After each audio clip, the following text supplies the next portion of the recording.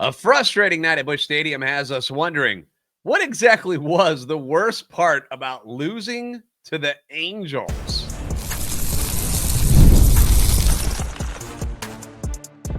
You are Locked On Cardinals, your daily St. Louis Cardinals podcast, part of the Locked On Podcast Network, your team every day.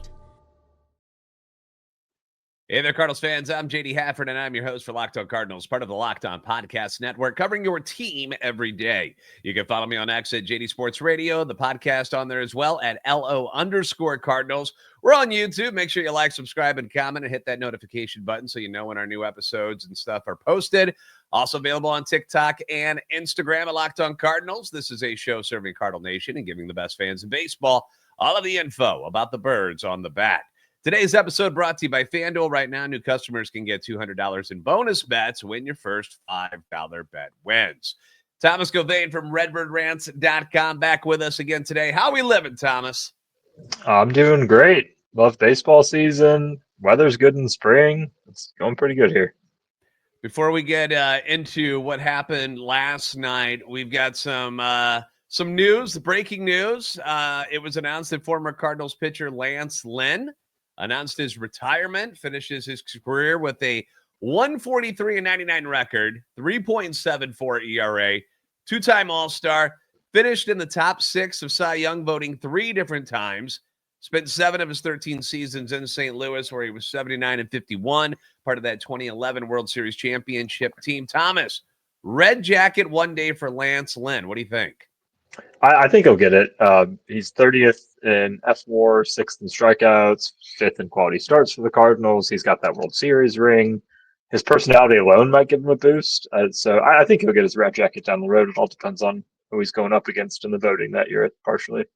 Yeah, it just seems inevitable. People loved him. And for a guy who only threw fastballs for most of his career, the guy was in the league for 13 years, and everybody seemed to love him. They love the attitude.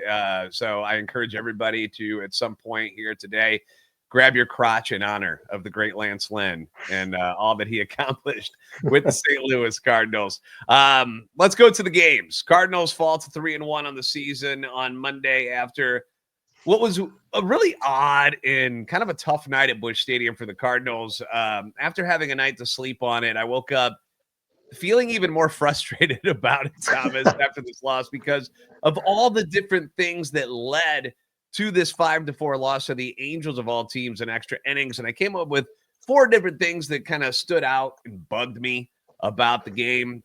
First off, you've got the walks that were allowed by the Cardinals. They gave up 5 on Monday when they only walked 5 total against the Twins in that entire series. The lack of production with runners in scoring position, something that the team dealt with a lot last year. They were 2 for 10 last night and then left 12 men on base.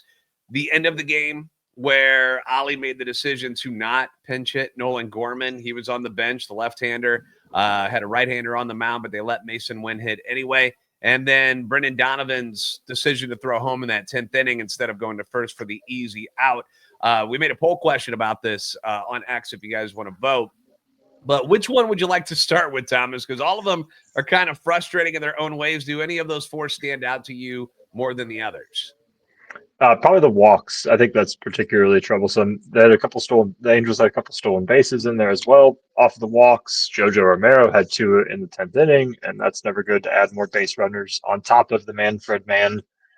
So I think the walks are killer to me. It's the same adage you hear in basketball, like with the free throws. You really got to make your free throws. You got to limit walks. Don't hurt yourself when it comes to baseball. I think Donnie's a close second. He probably could have gotten a double play out of that. I know runner going to first was pretty speedy. It was a close call. Infield was back, but at least get the sure out at second base so you don't walk away with nothing. But I think it was the walks that did it for me. So far in the voting, walks is in first place with a little over 35% of the votes. Donnie coming in second, then the runners in scoring position, and then the not pinch hitting with Nolan Gorman at the end of the game because, people, they like to blame Ollie for a lot of things. That's and it's part of the gig. When you're the manager, you get second guessed on a lot of decisions. And after the game, they asked him if he had any thoughts on actually pinch hitting with Gorman in that situation. And he was like, yeah, he's like, but Masyn Winn is our shortstop. And, they're going to live and die with him. He's their guy. Mm-hmm. And despite the struggles right now, and it's going to upset some people, but it's also part of this season where there's going to be moments where they're going to try to let these guys learn. Remember how it's kind of this runway, they got to let these guys play. They got to let them do these things outside of doing what may be the smart thing to do when it comes to a managerial situation. Did you have a thought on that at all? Did that bother you at all that they let Masyn Winn come to the plate with Gauvain coming off a big game? They're waiting as a lefty to face a righty. I do see the value in getting Winn, those late game at bats, key moments, but Masyn Winn's been ice cold to start the year. And when Gauvain was strong the day before, it would be a lefty versus righty. If Gauvain comes in, I probably would have pinch hit him. But then you run into the issue of who's the backup shortstop. Like, do you put Brendan Donovan? We don't have a backup shortstop at the moment, and I wonder if that was going through Ollie's mind as he sent Winn back up for that last at bat there. And it seemed like maybe that was part of it because he was like, well, Masyn Winn's our shortstop. Yeah. So, and maybe that was something he thought of. I don't know. I guess in hindsight, you're like, well, can we just get aggressive? Because, so what? If you get stuck in that situation in the 11th inning, so what? You move Donovan over to maybe short. Maybe you win it in the 10th. You don't have to worry about it. Yeah, and that's what I think people are more. And again, it's not like there's an outrageous amount of people just screaming right now, Ollie sucks again. And it's just, things that people are bringing up. And that's what we do. I mean, this is a game where you lose 5-4, and there wasn't one particular thing that lost this game. It was a combination of a lot of just that led to it. I mean, there's not going to be a lot of games that you only give up 4 hits and then you're going to lose by a score of 5-4. It doesn't happen very often. That's why it's such a frustrating loss last night. Yeah, absolutely. But it wasn't all bad. We're not the negative people over and over on this show. We're not going to sit here and bash everybody. The Cardinals did pound out 11 hits, making it 4 straight games with double-digit hits. We're going to discuss the Cardinals' new approach and the hot start for Lars Nootbaar. That's coming up next on Locked On Cardinals.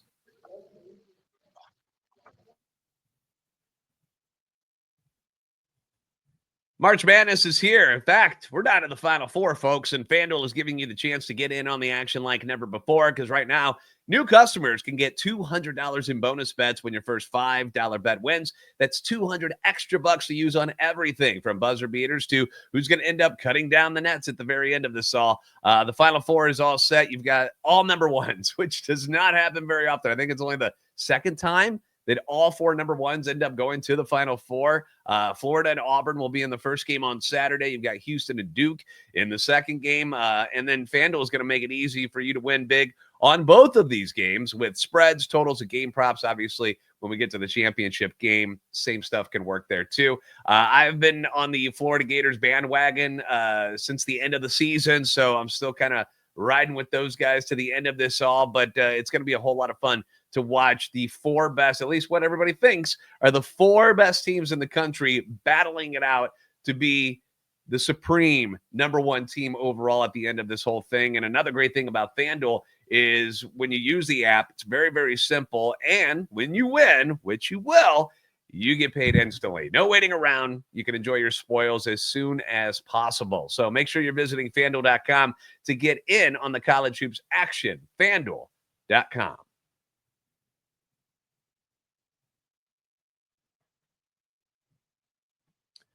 Thanks again for making Locked On Cardinals your first listen every day. Leave your comments on X as well as on YouTube anytime you want. The feedback is always welcome and encouraged. In fact, we've got some comments and some questions for Thomas that we're going to get to later on in segment number 3. We're going to ask you about Torpedo Bats. I hope you're ready for this. Thomas Gauvain from RedbirdRants.com is here with us again today. Make sure you guys are giving him a follow on X at Thomas Gauvain. As I mentioned, we're not trying to be negative, and just pound on things that went wrong last night, because the Cardinals are still 3-1. They're still 3-1. And last night, they didn't necessarily play a bad game. Again, most times when you look at how the game shaped up and how the stats go, you normally are going to win those games. a lot to be positive about, which is why that loss is as frustrating as it is, especially against a team like the Angels, who, I know that people don't expect the Cardinals to be great this year, but nobody's expecting anything out of the Angels this year at all. So that makes that one sting a little bit more. But Thomas, your thoughts on, let's talk about the offense first, man. How good the offense has looked so far in 2025. And also, when and where are you going to get your Brant Brown tattoo? I know you've been thinking about it. I have. That's actually on my list of things to do this weekend is go to the local tattoo shop. I've loved the offense. I think they're taking great at bats. They're patient when they need to be. They're attacking early when they need to be. You look at Newbar and Donovan's home runs. Those are early in the at bat hits that they're going for. They're attacking the pitcher. But then you also see players fitting in their roles. I know you had Marmal's quote and Brant Brown talking about slug when you need to slug, hit when you need to hit, just play your role. And I don't think that's something we've heard in a long time. It's been a lot of fitting the whole team into the box, that what works for the majors. It's not you do what's best for you as a player. You've got Jordan Walker off to a hot start, Arenado, Nootbaar, Pages, Herrera, like the list just goes on and on. Victor Scott II of hitters who are just going off to start the year. Yeah, it's been really nice to hear. And like you said, they've been talking about, I like to steal a quote from Jerry Maguire, more personal attention appears to be happening where it's not just like, here is our philosophy as a team and everybody just fall underneath that umbrella.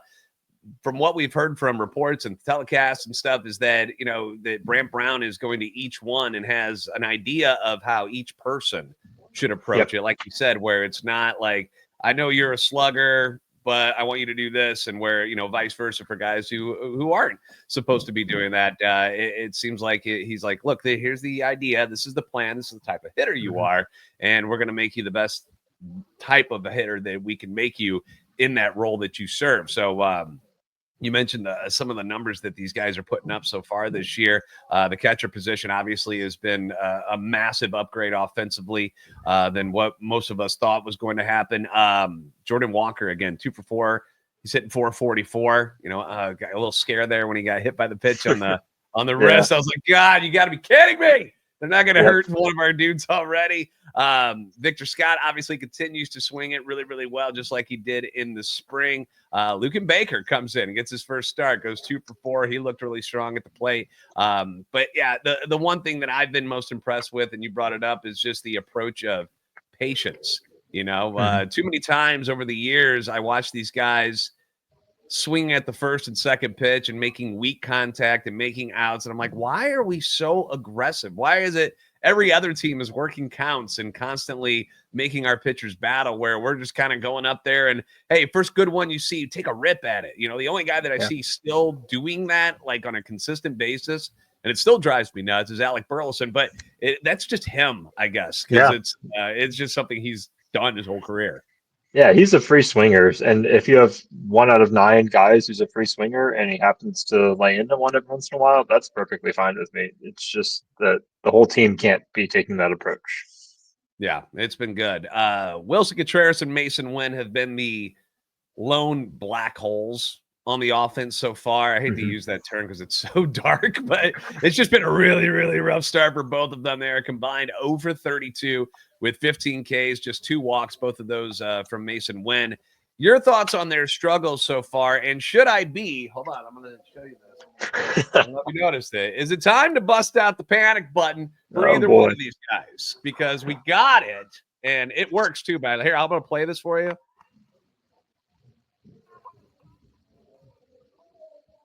Yeah, you get some of that stuff.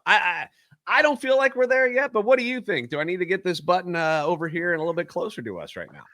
I'm not there for Contreras yet. He's a veteran. He's adjusting to a new position, which in theory should give him better offense down the road. I'm not there for Contreras. His spring was reassuring. Masyn Winn, I'm a little bit closer to being concerned. I won't say panic. I'll say concerned. His spring was cold. He's rolling into the year cold. We're putting a lot of pressure on him to be a 162 game shortstop in the majors in just his second full year. Like, that's a lot of pressure for a young guy to handle. And I think he's having some effects offensively as a result of that. I'm not panicking. I'm just keeping an eye on it. I'm concerned, I think.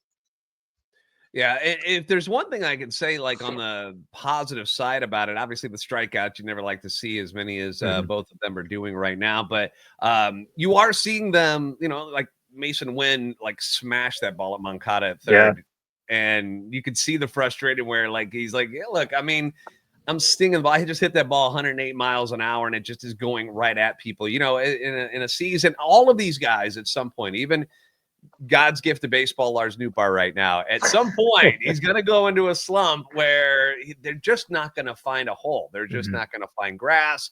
It happens to everybody over the course of the season, and it's tough to watch because, first off, I had these huge expectations for Contreras, and why wouldn't you after seeing what he was doing in the spring? His swing doesn't look bad. It just looks like he's certainly on the off-speed pitches seem to be giving him some trouble so far this year. That's the one that I'm noticing. And it seems like anytime he guesses off speed, somebody puts a fastball past him. Like it's just not matching up so far this year. He bunted last night. What'd you think about that play with Contreras laying down the sack bunt instead of swinging away? Yeah, I don't know about that. I've been playing backyard baseball recently, and I tried bunting with Jocinda Smith one time, my first base, and she didn't get down first base too well. So I'd rather see him swing the ball, get some extra base hits in there. Yeah, I was a little shocked by that, but you could tell like the team appreciated it. Ollie appreciated it, taking one for the team. He walked over there in the dugout and gave him a little high five and a smack on the butt and said, good job. And yeah, like you mentioned, the veteran presence of Contreras, he doesn't seem to be all that upset about it. Obviously, he wants to do good, but he's been down this road before. Masyn, who's coming into the second full season, is the man. I've dubbed him as the face of the franchise moving forward. A lot of people have. He's his face all over the posters. Everything seems to be like, hey, you're our guy. We're riding on you. And then it's not happening right now. Good thing, though. He's playing great defensively, so he hasn't let that the problems at the plate bother him in the field at all. How about the pitching staff? Let's switch it up a little bit. Cardinals pitching outside of last night's walks, obviously very frustrating. We covered that already, but they've been pretty good. Starting rotation in particular has done a really good job. What have you noticed about these guys so far early on in the season? They're controlling the game, it seems to be. Sonny Gray all the way down to Miles Michaelis. They're when there's runners on, they're limiting the damage, which is reassuring. I think Eric Fetty had a fantastic start. Oh, yeah. He had 6 Ks in his innings. It's nice to see the starters pitching well, because I think that was the area I was most concerned about for the team was the rotation. And the almost first round through, we've got Libby tonight. I think that I'm pleasantly surprised by the starting pitchers. The bullpen, a little bit shaky. JoJo and Fernandez concern me. They're supposed to be back-end guys. They've been roughed up a little bit. Phil Maton, love it. Throw him out there. Yeah. Phil Maton. How about him, dude? Looks awesome. Yeah, he does. But the starters are doing well for me so far. I'm happy. Yeah, each of them has gone at least 5 innings. Palante probably would have gone longer if it wasn't for that rain delay. And when I saw that game with Palante, and at first I was just kind of like, yeah, he's all right, he's doing okay, I guess. But I rewatched the game a second time just because I wanted to, see if there was anything I met. And the more I saw, I'm like, dude, Palante was actually dealing pretty darn good, man. He was snapping bats, and it was better than I thought the first time through. So more credit should be given to how good Palante looked in his start, considering how rough his spring was. Michaelis doing Michaelis things last night. It was good to see. Obviously, the walks, which he doesn't do normally, were the ones that came around to bite him a little bit last night. But overall, you have to be kind of impressed with what you've seen so far. The other side of it, the naysayers will say, yeah, but look at the Twins. They are dog crap right now, which after being smashed by the Kansas City Royals as well. So maybe it's something going on with Minnesota as well. But I don't know. We don't want to, again, we're not trying to be negative. This is a positive play. So pretty good. We are going to get a little negative next, though, because a well-known nemesis of the Cardinals will be on the mound for the Angels tonight. We're going to discuss him, this game, and we'll get some fan feedback and questions for Thomas. That's coming up next on Locked On Cardinals. Get the supplies you need from the site made for the skilled trades, Supply House. Whether you're in plumbing, HVAC, or electrical work, Supply House is the reliable way to order your products online. Their easy-to-use website is just packed with helpful resources to make it as simple as possible, and they've got the latest product information to help you get the job done right. Plus, with a complete inventory of over 200,000 parts from 400 plus top brands, you'll find exactly what you need. It'll get delivered fast from coast to coast. And if you need help with an order, Supply House is there for you. They offer expert support and industry-leading service where you actually talk to a real person. And for trade pros looking for an extra edge, their free Trade Master program offers exclusive perks like a dedicated phone line. You get free shipping and discounts on every order. Thousands of skilled professionals are already taking advantage. What are you waiting for? Now it's your turn. Join the Trade Master program today at supplyhouse.com/TM and start ordering plumbing, HVAC, and electrical supplies with just a few clicks. Plus, use the promo code SH5. We'll hook you up with 5% off your first order. That's promo code SH5 for 5% off your first order. That's supplyhouse.com.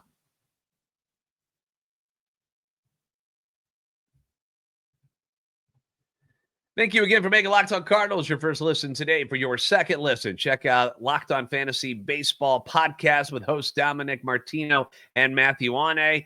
MLB season is upon us. I don't know how your fantasy teams are doing so far. I ended up winning week 1, although some people were upset that the week was so short, but they factored in the Tokyo series, and that just is the way it happened.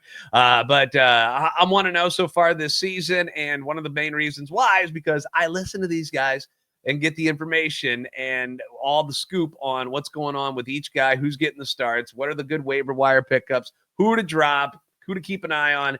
They've got you covered. It's the Fantasy Baseball Podcast, Locked On Fantasy Baseball, available now on YouTube or wherever you listen to podcasts. Thomas Gauvain from RedwoodRants.com is with us. The Cardinals are going to face Kyle Frickin Hendricks on Tuesday night. Thomas, this dude is 14-4 against the Cardinals with a 2.51 ERA in 27 career starts against the Cardinals. He has baffled them over the years. Like it's as annoying as it can possibly be, because this is not a dude who throws 95, 96 and has got this outlandish stuff that you're like, man, so dominating. No, he's like your dad out there just throwing wiffle balls up there at the plate. And for whatever reason, the Cardinals have not been able to hit him for years. He has tortured us while he's with the Cubs. Now he's going to do it as an Angel. Thomas, my question for you is, why can't this dude just go away? Go away. When the Angels signed him, people went straight to the calendar and they saw the Cardinals were going up against him in the second series. He'd probably be at the bottom of the rotation. And everybody just got so sad about the start of the year. The last time they scored 3 or more runs against him was 2020. He's pitched essentially a full season against the Cardinals for his career, and he'd probably be a top 5 Cy Young pitcher if this were his season. Like, he just crushes us. It's something about, I think there's familiarity there that he has over us, but then we just cannot hit soft tossing veteran pitchers. It's them, and then no-name rookie pitchers who are making their first start of their career that the Cardinals have struggled against forever. I had somebody ask me, like, who is the more annoying nemesis of the Cardinals? Is it Bud Norris, who just for whatever reason with the Astros murdered the Cardinals, or is it Kyle Hendricks? I went Kyle Hendricks just because not only was he beating us, but he was doing it while wearing that Chicago Cubs jersey, and that annoys me even more. Yep. Yeah. I knew that the undefeated season was going to go away either last night with Michael's pitching or tonight with Kyle Hendricks going up against us. And the thing is, too, now that because they lost that game last night, now Kyle Hendricks holds the series in the balance. Like, we could lose a series to the Angels because of Kyle freaking Hendricks, age 52, pitching for the Angels right now. Unbelievable. Sam, today's the day. Sam Homer, who for Locked On Cubs, has already been needling me since it happened. Like, it's just been, he's like, dude, you know they're gonna throw him, right? And I was like, yeah, I do. I know that. It's exactly what I anticipated. And here we go. We'll see if the powers of Brant Brown can overcome. We're being positive. Tonight's the night we change the Kyle Hendricks tide. Yeah, let's just beat the snot out of this dude so he'll just never come back to face the Cardinals. His ERA up to 2.6. Let's do it. Let's do it. All right, we got some fan feedback questions where the listeners writing comments and questions for us. First question is, and it's the biggest topic going on in Major League Baseball. I'm curious your thoughts on this too. The Torpedo Bats, yay or nay? Does this bother you at all, or are you like whatever? Yeah, I don't mind. You make your bat however you want. It feels elementary to me. Like, I'm not a physicist by any means, but to put the most mass of the barrel where you hit the ball most often just kind of feels like common sense. Like, why have we not done this for the last 50 years? You know?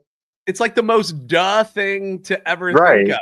Like, maybe we should wear batting gloves so that our hands don't. It's so simple that it took like an astrophysicist to figure this out. What? How did nobody else think of this? I mean, you go look at aluminum bats, you go look at some of the wiffle ball bats, like that big red one. That's the whole idea, is that so that there's more mass where you're going to strike the ball. And I don't know if people were just afraid that you couldn't make a legal bat by moving it down that way. But obviously it's not going to work out for every hitter because certain guys hit it at certain points on the bat. But guys who were, getting stuck hitting that label instead of hitting it on the meat of the bat, let's just scoot the meat of the bat down and woo, there we go. All of a sudden. Yeah. And it's not like the guys that are going off with this new bat are like some scrubs that are all of a sudden. It's not like Brady Anderson with the Orioles, back in the steroid era where all of a sudden he's hitting 51 bombs. It's not like that. Guys like Jazz Chisholm. Jazz Chisholm's a pretty darn good hitter before this happened, so to see, I think L.A. De La Cruz used a torpedo bat last night and had a massive night for the Reds. It's not like scrubs are becoming gods because of this particular bat. You still have to see the ball hit the ball, and they're legal. MLB has said that these are completely legal, so shut up. It is what it is. Get used to it. If you want to talk about something illegal, how about the oven mitt thing is giving you like 4 inches on your hands when you're trying to touch home plate? That should be illegal if you're asking me about it. Something that should be kind of, maybe changed a little bit. All right. Bill says, love the double standard. Masyn Winn, 7 strikeouts and 14 at bats. Contreras, 8 strikeouts and 18 at bats. But if this was Gorman, everyone would want his head, or like last year, they would want him sent down the way they did Scott or Jordan Walker. Kind of a good take, in my opinion. Because, this is supposed to be the year of patience and runways, Thomas. And it's funny how people react to certain people struggling. If it was Nootbaar or it's obviously Contreras and Winn, people don't freak out as much. But when it's certain guys, they just don't have the patience for them. Your thoughts on that? I think Contreras deserves the benefit of the doubt. He's a veteran of the game. He's been there for a while. He can make adjustments.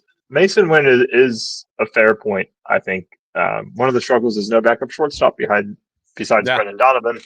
I think it was Ollie said that he doesn't want to hurt Wynn's confidence too much by taking him out. But then you have the same thing with Nolan Gorman. Like, he's a young guy who's looking to get runway this year. He had a great game on Sunday. Give him the opportunity there to make a moment. Yeah, and you're not going to send Masyn Winn down. I mean, I'm already getting the comments. Comments are like, he needs to be benched, he needs to be sent down, and I'm like, it's not going to happen, guys. Calm down. It's not going to happen. And if there's one thing that I can say, I know he looks frustrated, but there were some quotes from Masyn Winn after last night's game, and even though it's frustrating, like, the confidence isn't gone. He says they're making some adjustments. He's working on something like with his pelvis area or something. Like, something there is a little off, causing him to swing up on the ball, and that's what's causing him to miss it. But again, hit an absolute laser yesterday, and usually when you start smashing the ball like that, eventually that leads to you breaking out of certain slumps. Cardinals attendance a record low last night at Busch Stadium 3. Your opinion, victim of bad weather and low expectations, or is there something more to it? Are the Cardinals fans trying to say something to ownership? I would venture it's a combination of both. I don't think that school night and bad weather are driving 10,000 fans away that would have otherwise been there in previous years. I think the fans are sending a message. I don't necessarily agree with that message. Like, I've always taken it as supporting the players and the brand rather than pocketbooks of the owners. Like, if I were in St. Louis, I'd go to as many games as I could because I love baseball, I love the Cardinals, and the players in the field are exciting. I separate the ownership from that, but I do see the point in fans doing it. They're sending a message. They're doing it effectively so far. So I respect them for that. Yeah, I mean, it's your money, and you guys can do with whatever you want. If you choose Yeah. not to spend money, because it's not like it's a cheap day to get down to the ballpark and with food and Right. parking and everything. I get it. So if you're choosing to stay away, what I always keep telling people is like winning will bring people back. Like even if they're mad at ownership and they're pissed off about it, you bring a fun, exciting style of baseball, which the Cardinals have had so far through these first 4 games, and they're winning. People will come. They'll show up because there were, those lean years, like even when McGuire, and I know he was doing something special, but a couple of those years, the Cardinals as a team were not very good, but there was something exciting happening at the ballpark, and it brings people out. So hopefully they continue it. Garrett Crochet signs a mega extension with the Red Sox. This is a good one. Which current Cardinals player is more likely to get a mega extension from the team in the future? He's got 3 options here. You get Gorman, Winn, or Walker. Man, that's tough. I don't think Gorman gets it just because of his struggles the last couple of years. Last year, he's hitting 750. I don't know what you're talking about. Yeah, right. My bad. Yeah, sorry.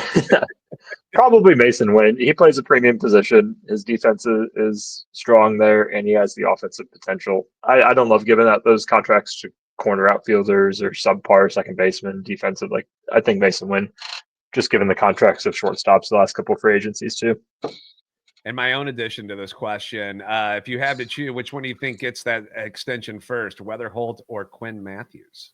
Ooh. Yeah. Yeah, that's good. Quinn Matthews pitchers, you got to lock them up, especially if they're good. Yeah. Yeah, I agree with you there. All right. Well, once again, you guys can follow Thomas at Thomas Gauvain on X. Of course, give him a read. All of his work available to you at redbirdbrands.com. Anything you're working on here in the near future, my friend? I had a couple go up today. One, I covered the Dylan Carlson promotion, and then Carson Kelly joined some history last night. And then I had one that went up. Yeah, right. Yeah, former Cardinals. All teams, Carson. I know. I had one about Matthew Liberatore start tonight. A couple of bits about the attendance. Just getting some newsworthy pieces up there. There you go. So some fine reading for you during the day leading up to tonight's game. Prediction tonight: how many runs are we scoring against Kyle Frickin Hendricks, Thomas? 4. His run of terror is over. I hope 4 is enough to win. Yeah, right. That's true. Yeah, we had 4 last night. To the Birds, and good luck to Matthew Liberatore in his first start this year. Thank you guys for making Locked On Cardinals your first listen every day. If you haven't already, give us a follow on X at @LO_Cardinals and JD Sports Radio, TikTok, Instagram at Locked On Cardinals. Like, subscribe on YouTube, and help our channel and love for the Cardinals grow. You guys are the best fans of baseball for a reason. We'll see you next time on Locked On Cardinals. Thank you, Thomas. Thank you, JD.